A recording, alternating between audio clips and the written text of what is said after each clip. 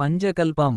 இந்த பஞ்சகல்பம் கண்களின் ஆரோக்கியத்தை கட்டி காக்கும் அற்புத மருந்தாகும். கண்களில் ஏற்படக்கூடிய பிணிகள் அனைத்தையும் அகற்றுவதுடன் கண்களில் தெளிவையும் ஒளியையும் உண்டாக்கும் மற்றும் சரும நோய்களுக்கும் கடுமையான ஜலதோஷத்திற்கும் நல்ல மருந்து. குறிப்பு: இம்மருந்து உள்ளுக்கு சாப்பிடுவதற்காக தயாரிக்கப்படுவதில்லை, வெளிப்பிரயோகமாக மட்டுமே பயன்படுத்த வேண்டும்.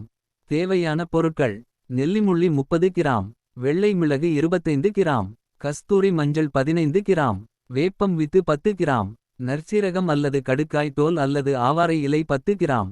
தேவைக்கேற்ப இந்த அளவுகளை கூட்டவோ குறைக்கவோ செய்து கொள்ளலாம். சரக்குகளை தனித்தனியாக பிடித்து ஒன்றாக சேர்த்து கொள்ள வேண்டும். இந்த சூரணத்தில் ஒரு தேக்கரண்டி அளவு எடுத்து ஒரு அரை டம்ளர் பால் விட்டு காய்ச்ச வேண்டும். கொதி வந்ததும் இறக்கி இளஞ்சூட்டில் தலையில் தேய்த்து அரை மணி முதல் ஒரு மணி நேரம் வரை காத்திருந்து இளம் வெந்நீரில் தலைகுளிக்க வேண்டும்.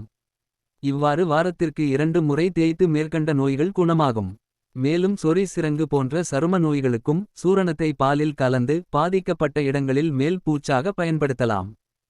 உடல் ஆரோக்கியம் குறித்த இத்தகைய அரிய தகவல்களை தாங்கள் தெரிந்து கொள்வதுடன் மட்டுமல்லாமல் மற்றவர்களுக்கும் தெரியப்படுத்திட இதனை அதிகம் பகிரவும். இயற்கை உணவு மருத்துவ ஆலோசகர், பாரம்பரிய சிகிச்சை சித்த வைத்தியர் சுரேஷ்.